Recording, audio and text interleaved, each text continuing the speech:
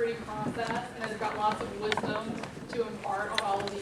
So give them your full attention, ask whatever questions you have.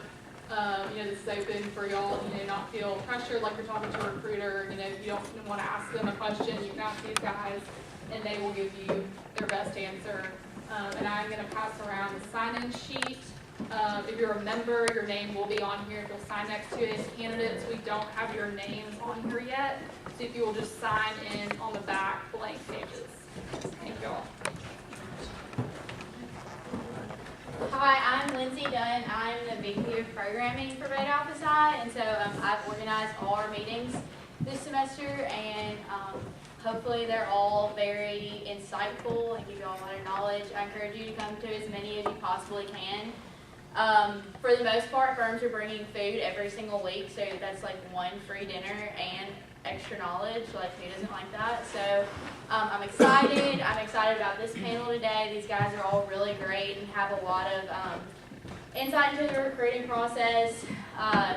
Fortunately, they're on the other side already, so they can give you a little more perspective as to like what employers are looking for as well. So keep that in mind. Hopefully y'all kind of thought about questions. I would like to start by saying, like, if y'all do have any questions or like topics y'all want to touch on. Is anyone brave before we? Okay. All right. Well, I'll start after these guys introduce themselves. And thank you guys so much for being here. Go ahead. I'm Swede Umbaugh. I'm from Birmingham, but I'm going to work for Ernst & Young in Atlanta, and I'm doing audit. I'm Sarah Wells Jennings. I am going to work in Little Rock, Arkansas with BKD. I'm Jack Sutton. I'm from Sikeston, Missouri. I'm going to work with Deloitte in Nashville in the audit practice. My name is Mason Heron. I'm from Braxton, Mississippi. I'm going to work for Horn LLP in Richland, Mississippi in the audit department. I'm John Franconi, and I'm from Washington, D.C., and I am working for KPMG in New York City. All right, cool. Okay, so I've kind of structured this a little bit just to kind of go through like the whole entire interview process, starting from when you get up in the morning and put your clothes on. So what is business professional versus business casual, and what do you guys think is an appropriate attire for an interview?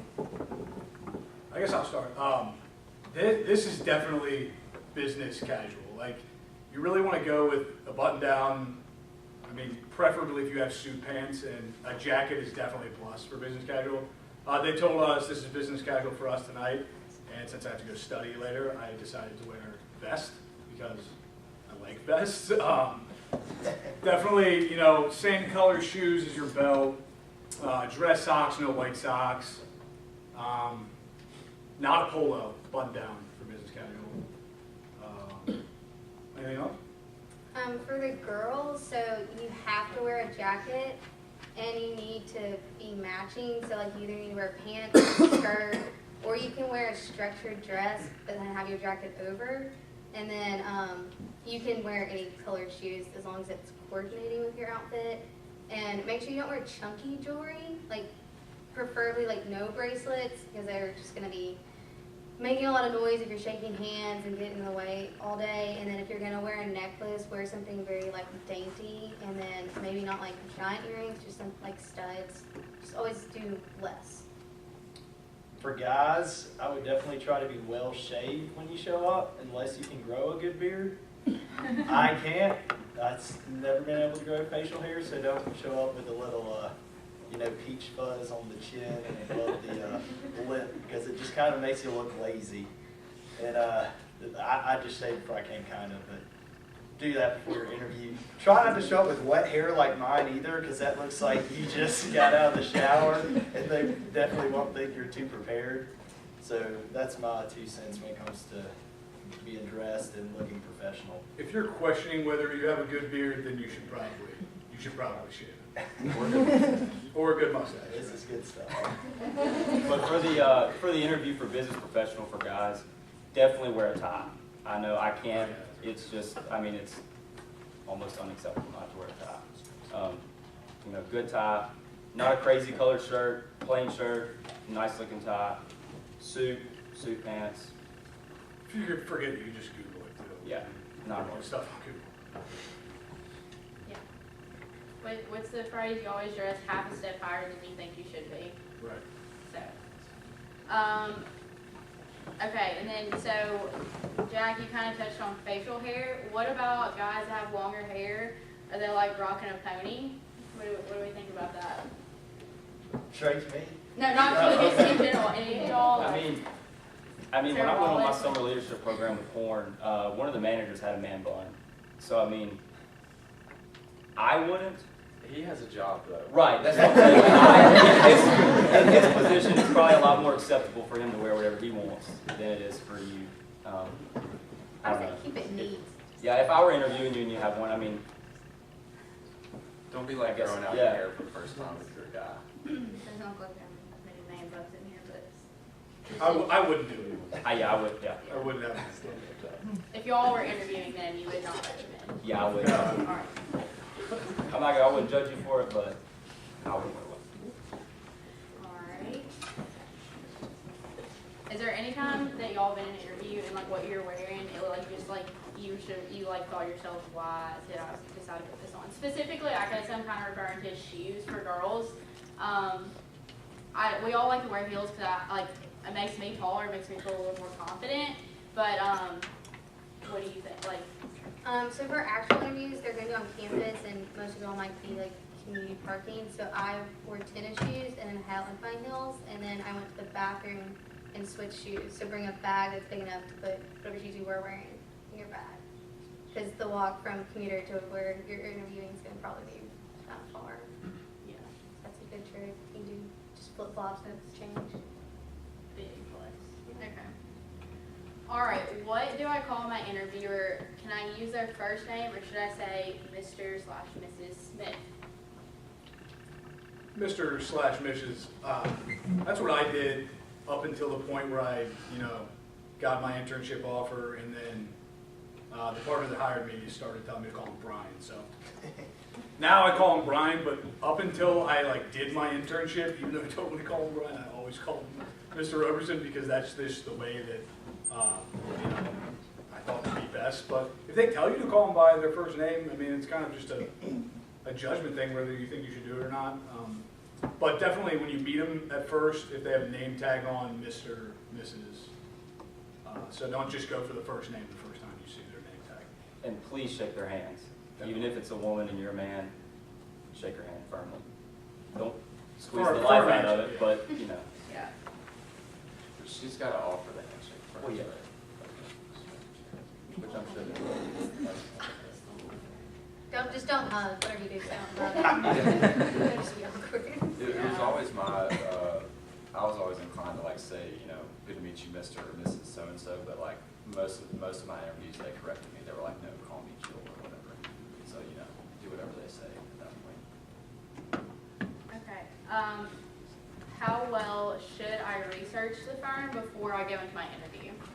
And if so, is there specific things I need to be looking for? You should definitely research your firm before your interview. One, when stuff is getting kind of weird at the end and you don't have much to talk about, it's a great talking point.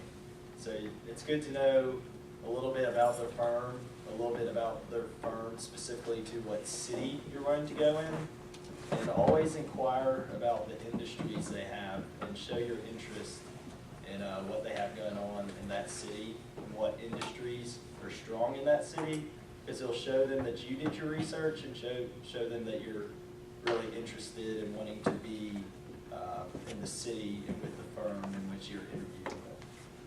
I like everything that Jack said, and I think a good opportunity to do some of that research is at the social events before your interviews, because it's tough to find some of that information online, and you'll meet, associates and seniors who are a lot closer in age to you, and you can just be like, hey, who are the coolest clients in this city, or what is this firm really big in this city, and they'll have a lot of good information for you that you can take into your interview. I would definitely say two things. A lot of people don't do this, or I don't know if you guys did this, but sometimes they'll give you the name of your interviewer. And I Googled both of my interviewers, just to know who they are. That's a little weird, but the first interview I had was with an Italian woman. who was like 3 years older than us. I'm Italian. So like I remember I brought up like something Italian when I was talking to her, and that's just like, you know, a little thing that you can talk about. I don't know if you want to get that in depth with it, but that's what I did. And two, the best thing you can do for yourself when you're going into an interview or even just meeting somebody for the first time is knowing generally what you want to do.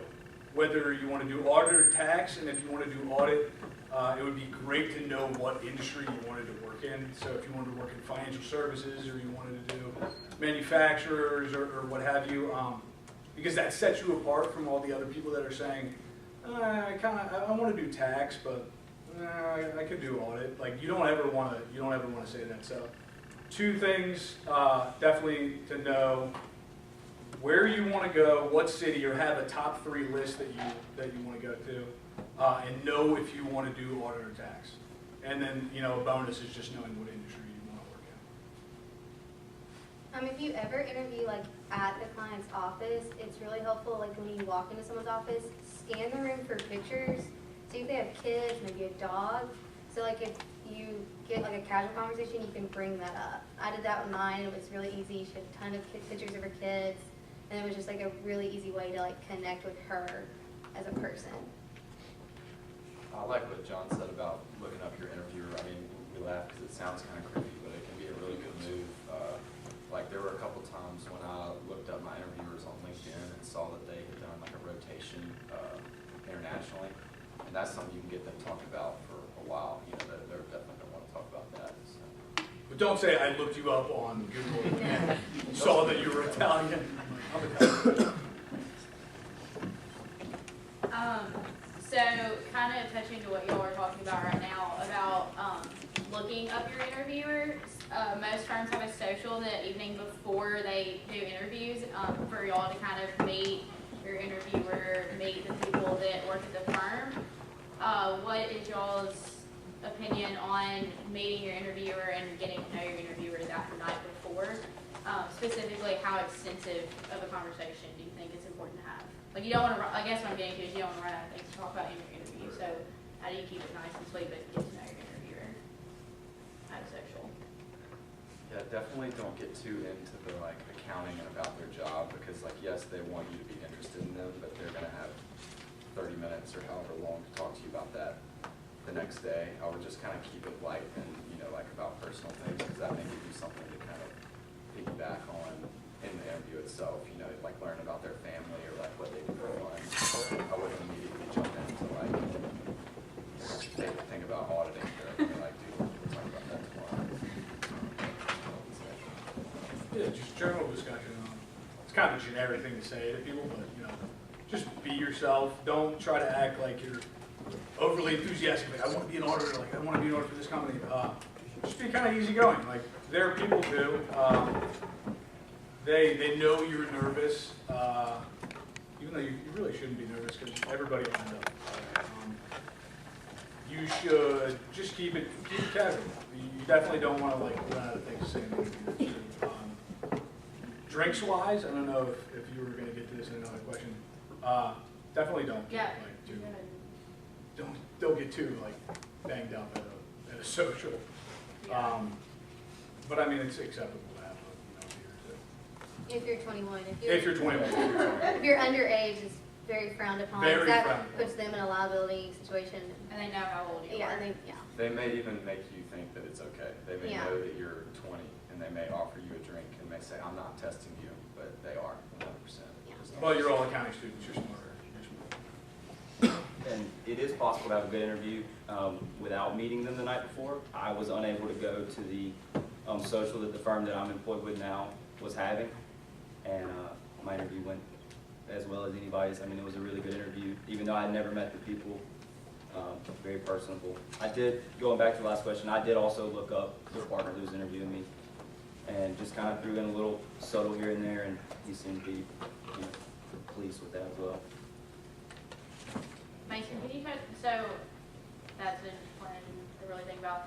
How I guess did you start off with your interview being a little more personable since you didn't have a chance to meet him beforehand, or do you think that's a good idea, or I did took- you let him take?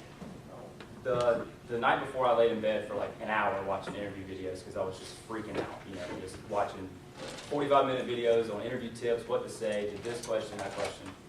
And the first thing was they're going to ask you or tell you to tell them about yourself. And I took that opportunity to really go where I was from, you know, my high school career, how I fell in love with accounting, the things I did leading up to where I was at that moment. I did. Junior year of high school. If that's possible to fall in love with accounting. What year are you guys, by the way? Juniors. Okay, so let's see here. All right, so what was the hardest and most challenging interview question you have received, and then how did you guys handle it? What ethical dilemmas have you had to face? That was just like I don't know. What, cheating or drinking? Like, what do you want me to talk about? Like, what kind of- That's definitely one of those questions they like just see if you can talk about anything. If you're really good, you can like talk about an ethical dilemma for like, 30 seconds, and next thing you know, you're talking about like, who just won the football game. But that was definitely the hardest one I've ever had, and I still don't have an answer for it. So, think about it, I guess. I don't know. They ask you all kinds of questions. Nothing really like technical. Like they won't, ask you to explain the dollar value LIFO to them. But the ethical dilemma is definitely. I think a difficult question could be the most basic and simple one you're probably going to get, and that's if you want to do audit or tax. Because you don't really know. I mean, it is good, like John said earlier, to pick something, research on it, and know an idea of what you want to do. But, you're not really going to know what you want to do until you get out there in the field and you practice it. But like he said, just have an idea of which one you would like to do, would like to try first, whether it be tax and you may have never even taken tax yet. Just pick one, have a good reason as to why you want to do it, and follow through. Yeah, definitely have a good reason. At least 2 talking points that Yeah. you can talk about. Even if it's, your uncle's a tax guy, whatever. Just pick something out of the blue and go with it for now. And I know a lot of firms are pretty flexible, once you get into your internship or your full-time position, and you can bounce around maybe different areas because they want you where you want to be. So since while y'all are talking about it, oh, I'm so sorry. What's up? For those of you that are doing auditing, are you guys wanting to do consulting later on? And if so, did you mention that in your interview, even if you're going to do auditing first? I would not mention consulting if you're Or interviewing advisory. for an audit job.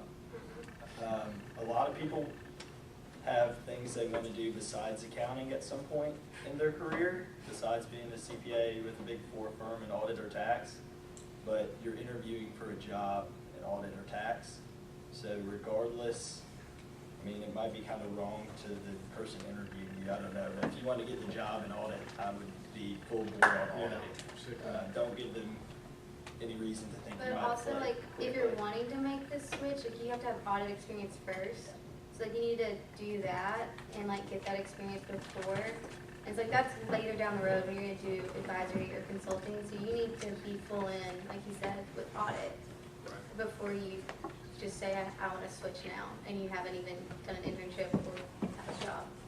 And once you get a little bit farther along, they'll tell you, or I think they've told me, a lot of people do get out and they say, this firm is really good about letting you go do other opportunities and helping you get another job, but they're going to do everything they can to keep you there too.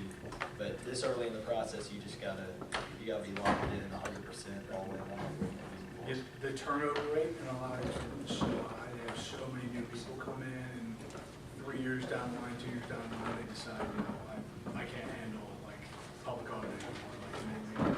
So if you make sure that you depict yourself as one of, is it that boring?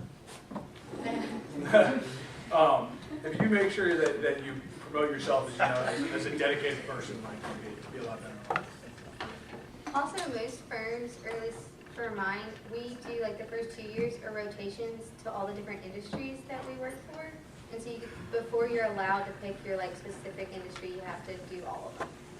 And so you're gonna get a lot of experience before you have to be like, I'm gonna work for this industry only.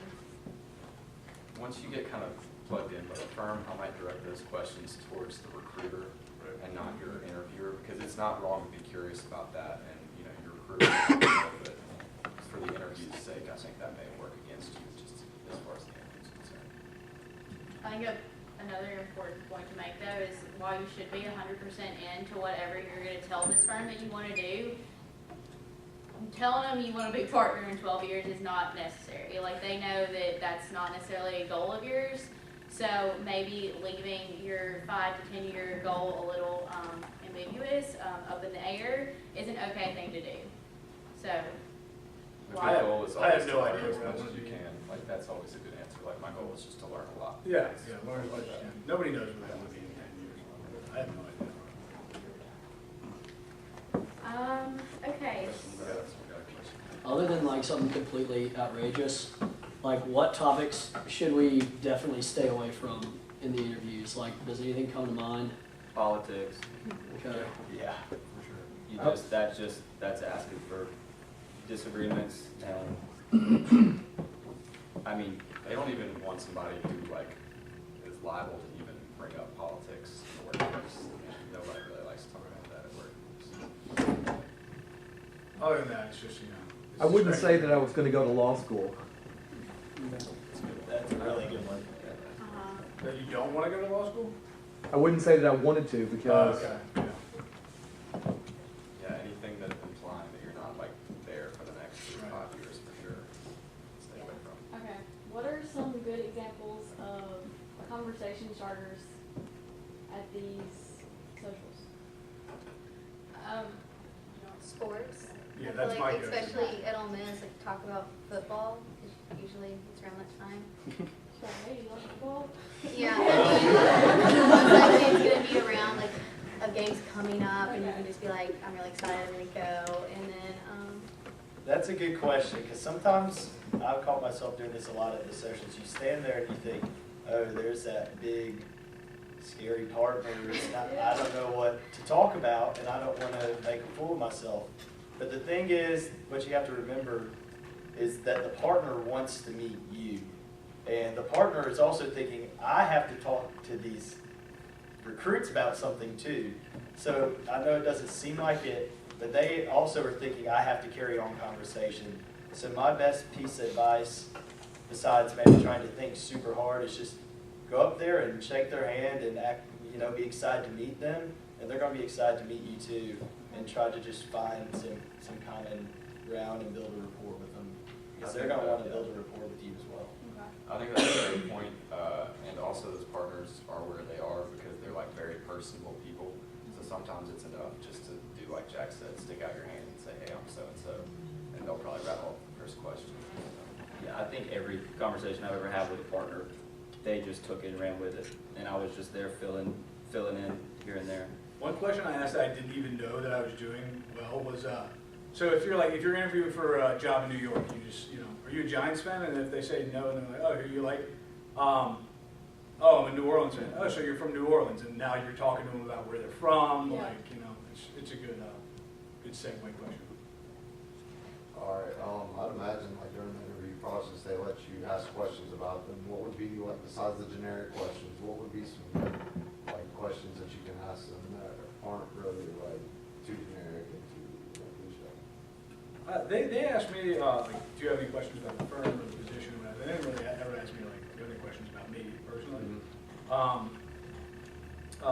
Well, this is a great one. Where is the person that had this position now? What kind of mentorship would I have in this position? What degree of independence would I have in this position? Am I by myself on a day-to-day basis, like trying to figure out, how to construct audit work papers, or do I have an associate that's looking over me? If I make a mistake, they'll be able to help me figure it out. And odds are you probably know the answer to all these questions, but it gets them talking, which is a great thing that you can do in an interview if they're talking. So. I remember in my interviews, it would always start out with the person telling me about themselves and then obviously asking you to do the the same. And you tend to still be thinking about the questions that are to come, and you can kind of zone out when they're talking about who they are. But then at the end of the interview, they're going to come back and say, you know, do you have questions for me, like you just asked about? So like, I would just not zone out during that time and maybe think like, okay, they mentioned that they like to play basketball or whatever it is, or they mentioned that they're from this small town. I'm going to ask them where that is later. I think that's a good time to pick up some of those questions, you know, because you don't want to like ask how many children they have at the end of the interview when he actually slid that in there at the beginning, I guess. A good question about the firm you can always ask, specifically the office that you're wanting to go into at the city, is one I would talk about a lot, is what is the culture like in this office? What's this office all about? What's my team going to be all about? What kind of people are working there? And they love talking about that stuff. I always ask, where do you see like yourself and the firm in 5 to 10 years? Like they ask you that, but it's a good question for them as well.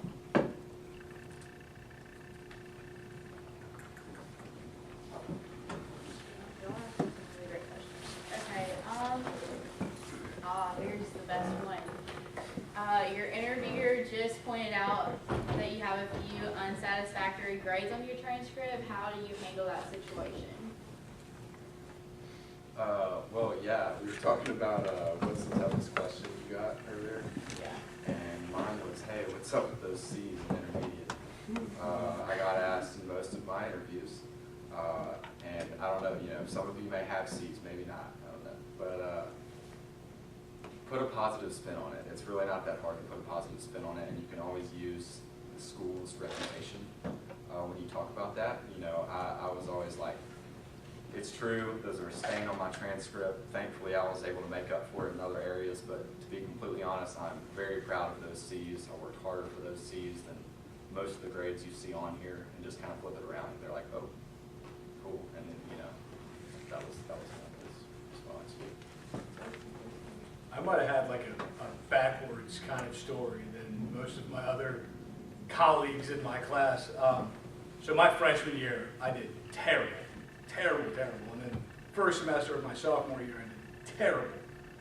So like the first year, you know, going into sophomore year, my cumulative GPA was like 1.8. So my dad gave me an ultimatum, like either you can continue to get these grades and get student loans, or like I'm going to start, you know, or you can get good grades and I'll pay for it. So I chose to get good grades. And I changed my major to accounting, and I was so far behind everybody else. So I had to like catch up for like a year and a half, but by the time I got into my interview, I had got my GPA up to like a 3.0, had really good accounting grades. And it honestly was a selling point for me because I gave these people my transcript and they're like, why is your cumulative GPA so low? And they turn the page and it's like, oh, because you got a 1.5 your freshman year. But I was like, look, you can see the line where I decided to make a change and start doing well. So I actually ended up laughing about my D in theater with my interviewer at the end of the interview because I did so well in my other classes. But like, I'm not trying to, you know, give you this looming like, oh, like you got to do well in like all these classes, which you do have to do well. It doesn't mean you have to get A's in all your classes. You should do as best as you can and try to keep your grades up. But the reason I'm sitting here is because like I am showing you guys that it's possible to get a job in the 3.0. Like, it's not something you have to be that worried about. Just show that you're improving, that maybe you do well in your accounting classes as opposed to the other classes you're in, even though you should do good in those too. That's so true. Like if they give you the interview, you're there for a reason. Like they knew your GPA and all your grades when they gave you the interview. So there's nothing they can say about your grades that should really shake you at that point. I mean, they know, they were here at one point. They know how hard intermediate is in tax and audit. And the fact that you're sitting there in the interview, like Sweet said, the fact that you're sitting there with them is, you know, says enough of you that you made it. Because a lot of kids don't. And the fact that you're there interviewing with them is enough. But they want you to work for them. Like this is one of the best accounting programs in the country. And you hear that all the time, but you'll really see it when you get to your internship, how much better prepared you are than a lot of the other schools. And they know that. That's why they come here, and that's why they recruit so heavily here. When I did my internship, I think we had 39 people 39 interns in my class at KPMG or some crazy thing like that. And we were like the most represented school in the country by like 10 people at KPMG. So they're here like for you guys, like they want you to work for them. So I know I'm not gonna make you feel less nervous about it. I know you're gonna be nervous when you go to your interview, but just if you've got an interview with these firms, like whatever firm it is, they really want you to be there. So it's just up to you not to screw it up.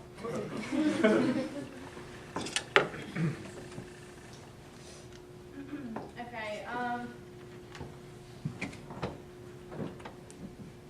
do we have any questions in the audience? Thought, anything anyone said that someone says, wait, I have a question about that?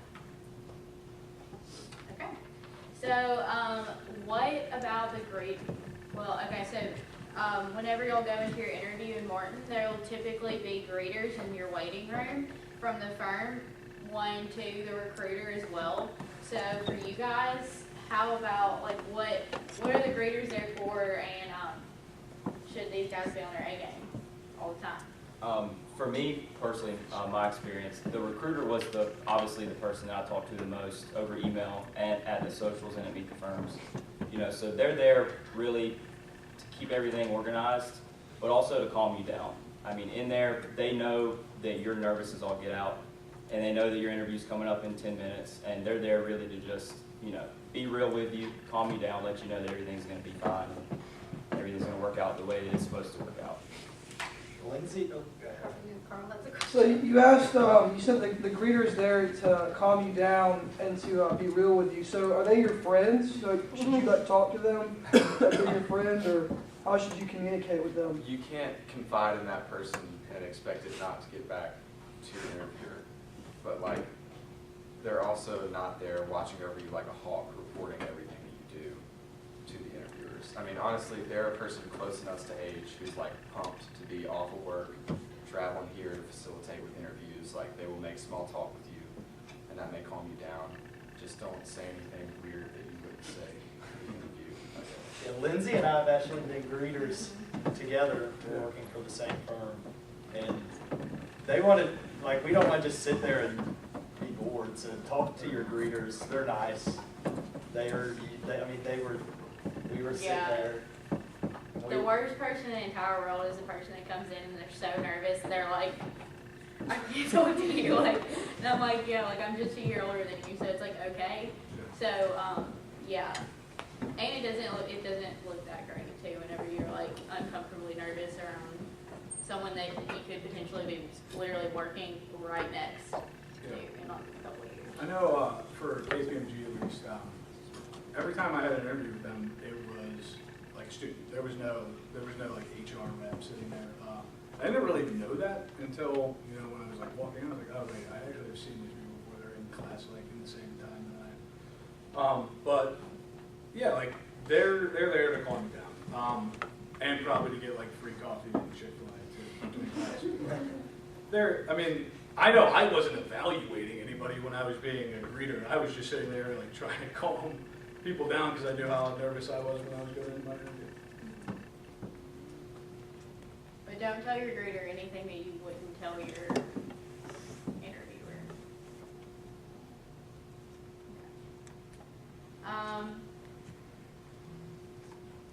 When is it okay to ask about salary and benefits? Should the interview be the place to start that, or would you maybe wait to see how the interview goes? Definitely don't. You're interviewing for an internship, not a full-time position. So for one, you're not getting benefits, and two, they're doing your salary hourly. So like, salary is not really gonna come up. So like, until you're like on your internship and you're gonna have an exit interview, that's when you ask, because that's when they're probably gonna give you an official offer. And until they give you that offer, there's no need to ask. After they give you the offer. Yeah, like let them make an offer, because hopefully this doesn't happen, but like sometimes it does, like they might not offer you a job. But until you get an official job, like for full time, like don't ask. For your internship, if you're wondering, like they pay you very good. Yeah, ask one of us, don't ask them. Yeah, I mean, Yeah. chances are you know somebody that did almost the same internship as you are going to do, and they pay you really, really well, like really well. as an intern. I don't have any money left, but I made a lot when I was there. Feel pretty rich after that. Yeah. So we did kind of touch on this, but I think it's an important aspect to go over again. Location preferences and how important those are, but not necessarily, well, just y'all can y'all touch on that again? I guess what I'm getting to is if you walk in and you're like, I don't know where I want to go, a recruiter's going to take your name off the list. They can't help you. They can't help you if you don't know Yeah. where you want to go or what you want to do. Like, if you say, I want to do audit and I want to do it preferably in DC. If not DC, I could do it in Boston, Massachusetts. If not Boston, Massachusetts, I can do it in New York. That way they can help you. Because if you go in there and you're like, I don't know, maybe on the East Coast somewhere, it's like they're not going to give your resume to anybody. They just don't know who to give it to. So. And choose somewhere that you see yourself working. At least that's what I did. You know, they want you to be where you want to be. But if I didn't want to get out of Mississippi necessarily, so I didn't say Austin, Texas. Because if I go to Austin, Texas, they're going to want to hire me in Austin with the people that I interned with because I have those relationships built. It's not impossible to pull out of there and get hired somewhere else. I know people in my recruiting class that are doing that. But a good idea is to have 2 or 3 locations that you see yourself taking a full-time off of that. I mean, when you interview, it's kind of specific to your location. I mean, they're going to have a partner from the office that you want to work in. So it's tough to hear, but I'm kind of a firm believer that the sooner that you decide where you want to go, that's only going to help you in the recruiting process because they'll refrain from putting you in a pile to interview with people if they can't pin you down. If you're saying things like, I'm kind of feeling Washington, D.C., but I also like Atlanta or whatever, they're thinking, well, which one are you? We got jobs in both cities. You just got to tell us. They got jobs everywhere. Yeah. Most of them are kind of fun. You have your regional firms that are really interesting too. It's a different learning experience. I probably more personalized than some of the bigger ones, but yeah, like that's the best thing you can do for yourself is have a location preference and whether you're Try to pick just one city. So I stupidly made a mistake. So I didn't have to do an on-campus interview for the firm in Little Rock that I actually wanted, but I wanted a safety net. So I picked St. Louis and interviewed for all these other firms for St. Louis, but I didn't want to go there. And all my interviews were terribly awkward when they said, "Why do you want to go to St. Louis?" And I was like, I just needed a backup. That's so true. And so you don't need a backup. I got my first choice literally the week after interviewing. It went so bad. But also, like, if you're interviewing for different firms, just pick one location and interview different firms. Don't pick 5 cities with the same firm. And you're not signing your life away to that city. It's not a binding contract we sign, but they can't give you that position unless they have some indication that you're going to be there for like the next 5 years. And you may not be there for the next 5 years, but you got to make them believe that you will. Yeah. And most of your interviews are going to be from that location. Like, some lady from St. Louis came to interview me, just me, because I put that down and I just didn't even want to go there, so. So, John, you kind of brought this up, but Mason and Sarah Wallace, can you kind of touch on how your experience was a little different working for a regional firm as compared to what we all hear about is working for a Big 4 firm?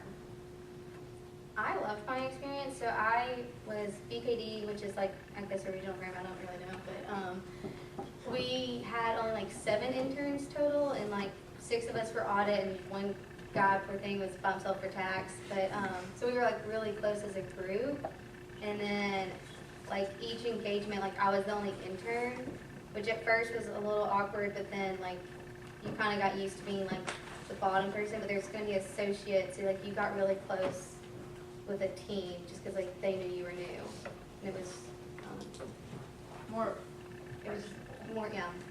Yeah, I mean, at the firm I'm working for, it's like 650 people, and we're scattered throughout the Southeast. So, I mean, each individual office is just small enough to where you know nearly everybody, and you can build personal relationships with nearby everybody. But it's just big enough to where you don't know everybody, and it still has that, like, bigger business feel to it as far as, the secretary at the front door or the security guard that greets you every morning. But I personally like the smaller firm. It's more personable for me as opposed to the bigger numbers. You might surprise yourself when you're going through the recruiting process, talking to people, and it's like, wow, you know what, like, I kind of wanted to do one of these big four firms, but I feel like I'm way more at home at a different firm, so it's really just personal preference. Like I said, like a way more personal feel if you go in with 7 interns, you have a lot more, like, one-on-one attention than you might get in a 3,000 person office, so. I always compared it to Rush here. Like big or small firm, they all have like unique personalities, so it's kind of just whatever you feel comfortable in. Because like Big Four has so many like great things about Big Four just because they're giant, they can do so many things, but then regional firms have really cool like unique things to their location. And so like you really can't choose wrong. It's just wherever you like those people, because those are people you work with every day, so. Definitely don't write any firm off just because of, size and reputation. I know everybody's like, oh, like Big Four, like those are the ones that everybody wants to do. Like, there are so many more firms that are could put you in a position where you would do so much better than, going to one of the giant offices. So definitely pay attention to what each firm has to say. Talk to as many people as you can before you decide where you want to go. Yeah, and if you still have time to apply for a Big Four, if you want to do a regional, or apply for a regional firm, if you want to do a Big Four, I would go ahead and do that. I would apply at a lot of places, because I think John was saying, you might think you want Big Four, but you really want to get to know these people you're interviewing with. And I had a couple options, and I was really happy that I got to know the people at all these different firms, so I could pick which one I thought I fit in with best. So don't limit yourself. So just briefly, did your experience during your internship or experience going through the recruiting process, like, did it change any of your minds, like, drastically in certain aspects? I know y'all are talking about right now how you need to keep your eyes open and options open because your opinion can change about, like, firm size, but is there any other aspect that y'all were surprised that your mind changed about going through these things? Big time. I remember I got really good grades on my accounting classes. And I got my internship offer, and I was like walking into the office the first day. I was like, oh, I'm gonna kill this. Like they're all gonna be so impressed with how much I know about accounting. Didn't know a single thing. Didn't know a single thing. So it's funny. They know that you're not gonna know anything the first day you go into your internship. But it's a humbling experience, and it really teaches you that in our profession, it's continuing education. It does not stop when you graduate from college. So the earlier on in your accounting career, where you understand how to adapt to things very fast, like changing laws, all kinds of other stuff, the better off you'll be. After my internship, I definitely have a way better sense of how to do things effectively. Whether it's studying efficiently, not wasting time on the little things and getting the big picture and then going back and looking at things. But yeah, you definitely learn how to be adaptive early on and you'll be a lot better off. For me at least. I agree with that. So for you guys who had off-campus interviews, what was the difference between a campus interview and an on-site interview, and what unique aspects from both do you need to be prepared for? Like an official interview with the off-campus? Yes. So your interview that, since most firms have multiple rounds of interviews, and you might be flying to your location, yes, or if you go to a conference and then get an interview there. My interviews at leadership conferences were the exact same format as they were here on campus in Martindale. You guys may have had a different experience, but it was very generic. It was super conversational, no technical questions whatsoever, no reason to be stressed. Just here's who I am. Tell me a little bit about you. Touch the high points in the resume. What are your questions for me? Like that pretty much summarizes. Were you talking about the leadership stuff before you had your internship? Like going to, yeah. I was really worried about those because I didn't do any of those because I was so far behind on my classmates. So when I was going into my interview, I was like, oh my God, I have nothing on my resume. I haven't been to any leadership conferences. Definitely go to them if you have the option. But that was not like a detrimental factor in my recruitment. But yeah, for sure, definitely go if you can get the spot. But I didn't have any off-campus interviews, so I can't really talk about that too much. I had to go stay in a hotel, and so I got there, and then that night was like a big event, and so there were 50 of us that made it to the final round, and so that night we had it was like a dinner, and it was like a game show thing, and so that night was more like casual, but all the partners and everyone that was going to interview were there, and so you were just interacting, and they were just really seeing if you were social and fun to be around. But then the next day we had a full day of like presentation, and then you do an interview with the person, another presentation, and another interview, and it just like rotated all day. And those interviews are the same as on campus. It was just getting to know you, asking questions, and those were really chill, but it was just different because you had to be on all day long, because even though you're sitting through a presentation and someone's speaking, like you needed to be engaged and asking questions at the end, and then being present during all the interviews. It was kind of a long day. But, so some of y'all might have to do that. All right, we have two more things we're gonna touch on, and then. Can I just make a point that I Yeah. thought of? So we were talking about picking your location, and I know that's tough to hear for some people, but I think it's important because the sooner you make your location preference clear, the sooner the overall Ole Miss recruiter can plug you in with the recruiter for that city. And that recruiter can do way more for you. That person can send people in that office to Oxford just to take you out to get to know you if they're interested in you. They can tell you about events that you'll be going to and like when people from your city will be in town. And also the sooner you do that and the sooner they know, they're gonna make sure that your interviews are with people from that office. So you just get a lot more out of that because you're talking to somebody from your office. And also, there were a few of my interviews where I was interviewed by the same partner on campus as I was when I got to the leadership conference. So that was obviously a breeze because I had met him and we had done that whole thing. So it'll only work to your advantage to get plugged in with that city, not just with the firm. Awesome. That's I actually want to segue into how important is your relationship with the recruiter, and continuing that relationship beyond just this recruiting process right now. It's super important. So I met the Little Rock recruiter my sophomore year for coffee, and we had like a great conversation, and because I met with him as a sophomore, I got to skip everything junior year. Like I didn't have to do it on campus. I automatically got to go to the office interview because I like had such a great relationship starting sophomore year. It's like I know y'all are juniors, but like if you meet your recruiter now at events and y'all really click and you're just having a great conversation, like that could happen potentially for you. So like meeting the recruiter, making a relationship is really important. It's so true. Like that person is also going to be your resource once you get a job, hopefully. Like that's still going to be the person that you say, hey, I'd really like to try rotation in tax that I didn't get to do during my internship. Or like, I'd really like to go abroad one day. What opportunities like that are there? So that's the person that you really want to get to know, like strategies. Yeah, I guess what I'm trying to say is your recruiter is going to follow you through your career progression with whatever firm you go to work for. So thinking like, oh, it's just a recruiter, I'll know for 6 months and then that's that. That's not good.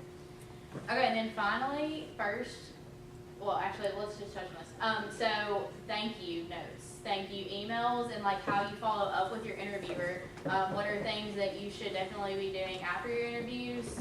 What are some things that put you over and beyond? Definitely do them. I did thank you emails just because it was faster. Like a handwritten note is nicer, but like they might never get it because they're probably in and out of the office. It could take months. So like send them a quick email like a few hours after your interview. Yeah, I was gonna say don't put your phone as soon as you walk out. Yeah. Shoot them an email Give while it they're some interviewing time. other 24 people. hours. Yeah, 24 hours. give them some time. Shoot them a little email and thank them for their time. I mean, if you write a handwritten note to your person that interviewed you, you're really going above and beyond. But I think I waited 24 hours and I sent a short email. It was like, great to meet you, loved the social. Everybody speaks so highly of this firm. It was great to have the interview. I'm really excited to see what the future holds. You know, I hope to hear back. Try to make it personable, like if y'all talk about a specific thing, maybe mention that, like thank you for explaining blank, or talking about some things that they know. You're gonna be interviewed by a lot of people probably, so making it more personal helps. Yeah, do not copy and paste the same email. But definitely do it, like the email, I think it, just even just 2 sentences will go a long way. Yeah. It's really pretty necessary. The more they see your name, honestly, the better it is, probably. I'm not saying email them 10 times afterward. I'm just saying, you know, the more progressions, the more steps you go through where they see your face and your name and they're shaking your hand, calling you by your first name, you know, you're in the back of their head. They know you. It'll just make it that much easier when it comes time to make a decision. Cool. All right, does anyone have any questions? Now's the time. I mean, just a wealth of knowledge. I have a thought I just wanted to share, kind of following up on that, basically what y'all just said. At the end of the day, it really is about the personal relationships that you build. When I did an interview with a partner at the firm I ended up going to work for, we just talked the whole time. She didn't really ask me any specific questions. I was very nervous, and I thought, well, maybe this didn't go well. And on the other side of it, when they talked about being greeters for interviews, I was sitting there and I said, you know, I always wondered if that interview went well because I was very unsure. And she said, well, you got the interview. She said, I know you have the grades. I know you have the extracurricular activities. So I want to see if we can talk. If I send you into a client, can you talk to my client? You know, can we have, you know, a personal conversation and a relationship? So at the end of the day, I really think that is the most important thing to keep in mind. I agree with that always. They want somebody they can sit down with and work with for 10 hours a day. They want you to break the accounting stereotype. That's what they want. Yeah. Okay, well, thank you guys so much.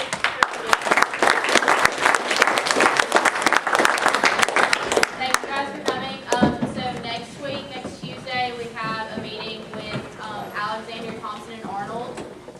They're a regional firm, and they have a tax partner coming to speak about what life after college looks like. From what I hear, he's really good at firing the crowd up. We're gonna have a barbecue for dinner. Yum.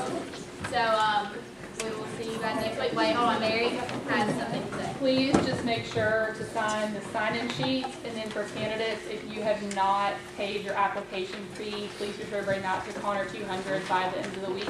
And thank you all so much. And get a piece of pizza before you leave. You said Tuesday, but it's Thursday. Next Thursday.